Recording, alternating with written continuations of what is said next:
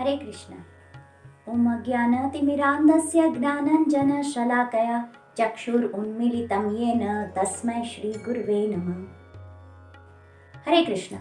12 महाजन के हमारे सीरीज में आज के हमारे महाजन हैं भीष्मदेव। हम जानते हैं भीष्मदेव एक क्षत्रिय योद्धा थे और एक बहुत अच्छे भक्त थे।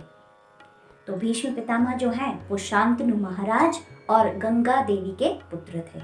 जब वो छोटे थे तो उनका नाम था देवव्रत।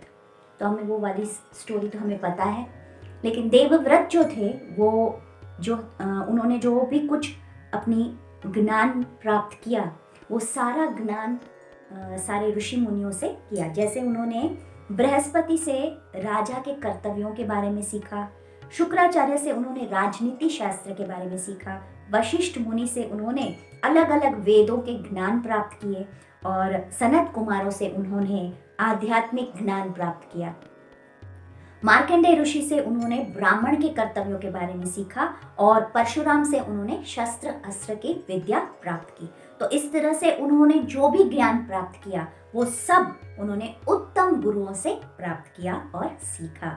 तो हमें वो कथा भी पता है, जब शांतनु महाराज सत्यवती से विवाह करना चाहते थे, लेकिन उनके पिता की शर्त सुन के शांतनु महाराज बहुत दुखी हो जाते हैं और उन्हें मना करके वहां से चले जाते हैं। लेकिन जब देवव्रत को पता चलता है कि उनके पिता दुखी हैं, तब वो जाके सत्यवती जी के पिता से मिलते हैं और पूरी बात जानते हैं। तब देवव्रत कहते हैं कि ठीक है, अगर आप चाहते हो कि सत्यवती माता के पुत्र वो राजा बने तो मैं आपसे वादा करता हूँ, मैं प्रतिज्ञा करता हूँ कि मैं राजा नहीं बनूंगा। तो ये सबसे पहली प्रतिज्ञा उन्होंने ली।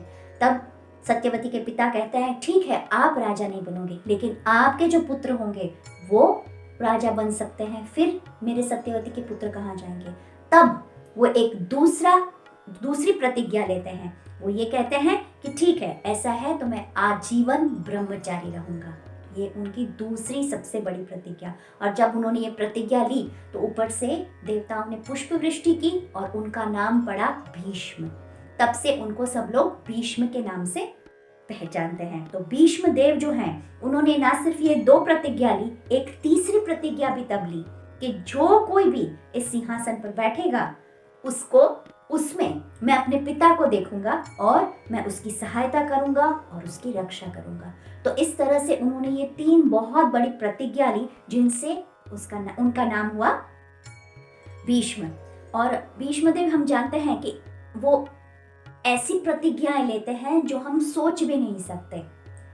2 भाई थे और वो दोनों भाई बहुत बड़े बड़े घरों में रहते थे, आसपास ही रहते थे और बीच में एक छोटा सा वरांडा था। तो बड़े भाई ने कहा ये वरांडा मेरा है, छोटे ने कहा नहीं मेरा है। ऐसे करके दोनों लड़ने लगे और दोनों का झगड़ा इतना बढ़ गया कि दोनों कोर्ट में गए और ये कहने के लिए कि ये वरांडा मेरा है। तो हम एक छोटी सी जगह भी नहीं छोड़ सकते और भीष्म पितामह ने पूरे ब्रह्मांड, पूरे संसार का जो राज्य है वो अपने पिता के लिए छोड़ दिया। जब उनके पिता को ये पता चला तो वो बहुत खुश हुए और उन्होंने उन्हें वरदान दिया और वो वरदान था इच्छा मृत्यु का वरदान। तो जब उनको इच्छा मृत्यु यानी जब वो चाहे तब उनको मृत्यु आएगी। तो हम सोच सकते हैं कि ऐसा ये वरदान है या अभिशाप है, लेकिन भीष्म पितामह ने इस वरदान को सार्थक किया ऐसे कि जब वो बाणों की शैया पर लेटे हुए थे और जब वो मृत्यु पाना चाहते थे, तब मृत्यु के समय कृष्ण उनके सामने थे। वो कृष्ण के दर्शन करके और भगवत धाम गए। तो भीष्मदेव को हम 2 तरह से, 2 पर्सपेक्टिव से जान सकते हैं, एक महाभारत की पर्सपेक्टिव से और एक भागवतम के पर्सपेक्टिव से। तो भागवतम की तरह देखें तो भीष्म पितामह को पता था भागवत धर्म क्या है, वो जानते थे और वो ये भी जानते थे कि भगवान को कैसे प्रसन्न किया जाता है। तो भीष्मदेव में जो क्वालिटीज हैं वो और किसी में हमें क्वालिटीज नहीं देख सकते हैं, हमें मिलेंगी भी नहीं वैसी क्वालिटीज। क्योंकि एक तो वो क्या था कि ना सिर्फ वो एक क्षत्रिय थे जो अच्छे योद्धा थे, उनके जैसा कोई योद्धा नहीं था, क्योंकि जैसे मैंने कहा कि वो परशुराम से अस्त्र शस्त्र की विद्या सीख के आए थे, लेकिन वो एक ब्रह्म ऋषि भी थे। ब्रह्म ऋषि का मतलब होता है जो अपने मन और इंद्रियों को कंट्रोल कर सकता है, उसे कहते हैं ब्रह्म ऋषि। तो इस तरह से हम देखेंगे तो भीष्म पितामह को पांडवों से बहुत प्रेम था और इसीलिए उन्होंने उनको लड़ाई में आशीर्वाद दिया विजयी होने के लिए, लेकिन खुद भी उनके अपोजिट में थे, लेकिन फिर भी उन्होंने खुद बहुत ही अच्छी तरह से लड़ाई की। तो जब युधिष्ठिर महाराज ये महाभारत का युद्ध पूरा हुआ तो बहुत ही खिन्न और बहुत ही उदास, बहुत ही अधीर हो गए। तब कृष्ण पांडवों को और युधिष्ठिर महाराज को भीष्म पितामह के पास ले आए ताकि वो उन्हें शिक्षा दे सकें। तो भीष्म पितामह बाण शैया पे लेटे हुए जब उन्होंने पांडवों को देखा, कृष्ण को देखा, सबने आके उनको दंडवत प्रणाम किया और तब उन्होंने उनको शिक्षाएं दी और कृष्ण से प्रार्थना की, जिसे भीष्म स्तुति कहते हैं। तो यह जब हम पढ़ेंगे तो बहुत ही अच्छी स्तुति है भीष्म पितामह की, और जब हम वो स्तुति पढ़ते हैं तब हमें पता चलता है कि भीष्मदेव कितने बड़े भक्त हैं और इसीलिए भीष्मदेव एक महाजन है।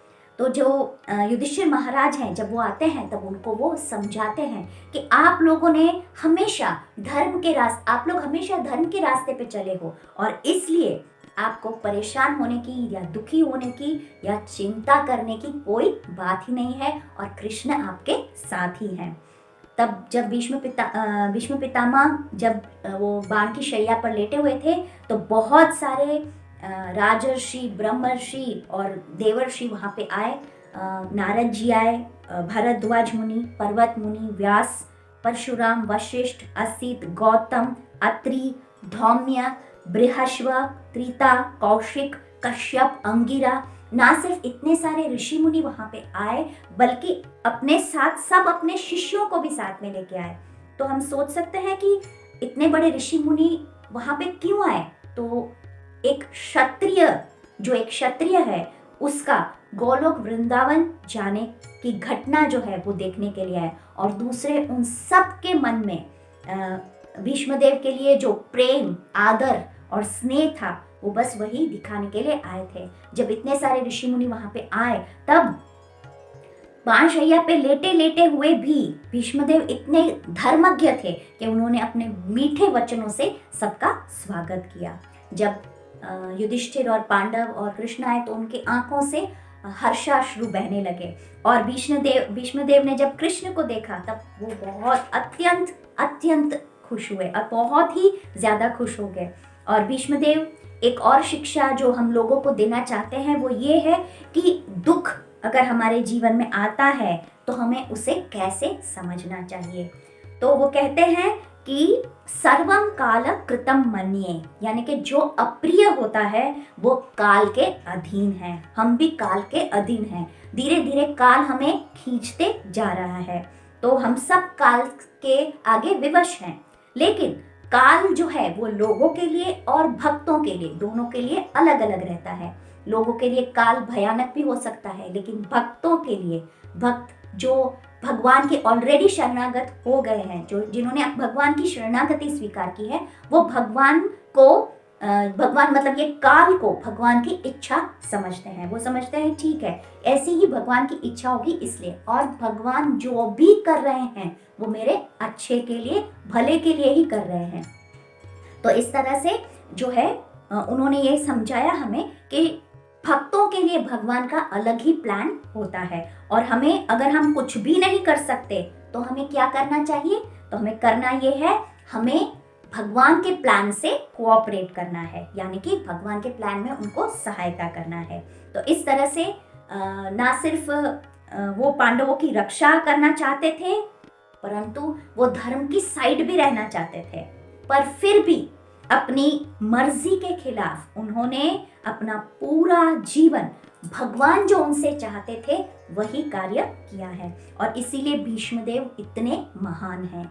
हमेशा वो कहते हैं कि हमेशा मेरे साइड रहते हैं और उनको वो समझाना चाहते हैं भीष्मदेव कि कृष्ण हमेशा मेरे साइड ही रहे हैं। और जब हम ऐसा सोचते हैं कि कृष्ण मेरे साइड है तो हम लोग हमेशा उनको ग्रेटफुल रहेंगे और हमेशा फेथफुल रहेंगे, चाहे कैसी भी परिस्थिति आए, कैसी भी विपरीत परिस्थिति आए, लेकिन हमें हमेशा भगवान को फेथफुल रहना है और ग्रेटफुल रहना है। यही हमें शिक्षा भीष्मदेव दे रहे हैं। वो हमें ऐसा भी समझाते हैं जैसे भक्तों की स्थिति को समझाते हुए बहुत ही सुंदर तरीके से विश्वनाथ चक्रवर्ती ठाकुर कहते हैं कि भीष्मदेव का स्थिति कैसा था कि वो ऐसे भक्त थे जो एक तो भक्तों के विरुद्ध में थे, उनको ना चाहते हुए भी उनको धर्म के विरुद्ध लड़ना पड़ा क्योंकि उन्होंने ऐसी प्रतिज्ञा ली थी। और इस तरह से जब भक्त दुखी होता है तो दुख के बाद जब कृष्ण उनको दर्शन देने आते हैं तब वो अत्यंतिक आनंदित हो जाते हैं और भक्त को पूर्णानंद प्राप्त होता है।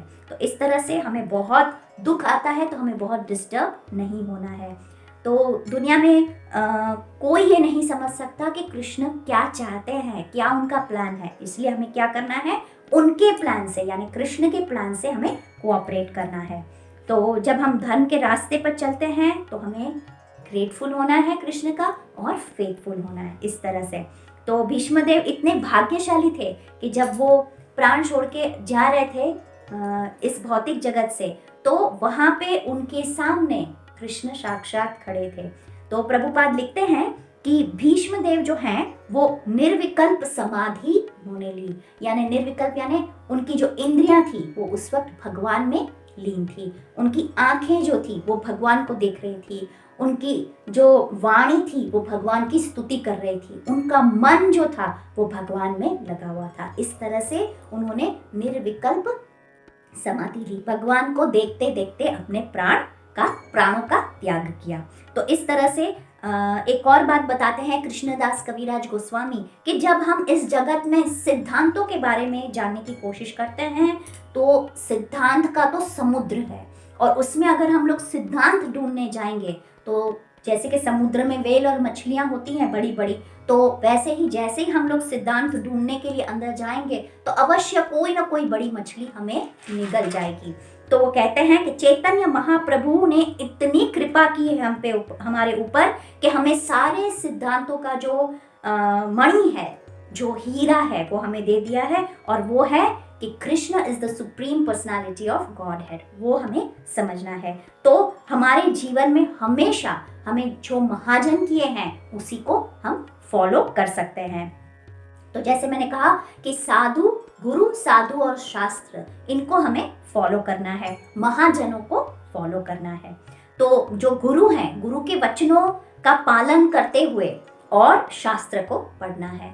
तो हम सोचेंगे कि कौन से शास्त्र पढ़ना है, तो भगवत गीता और भागवतम हमें कोशिश करनी है। वैसे भी अभी न्यू ईयर शुरू हो रहा है तो सब लोग न्यू ईयर रेजोल्यूशंस ले रहे हैं, तो एटलीस्ट हम लोग इतना रेजोल्यूशन तो ले ही सकते हैं कि रोज हम लोग 2 पेज भागवतम में से पढ़ेंगे।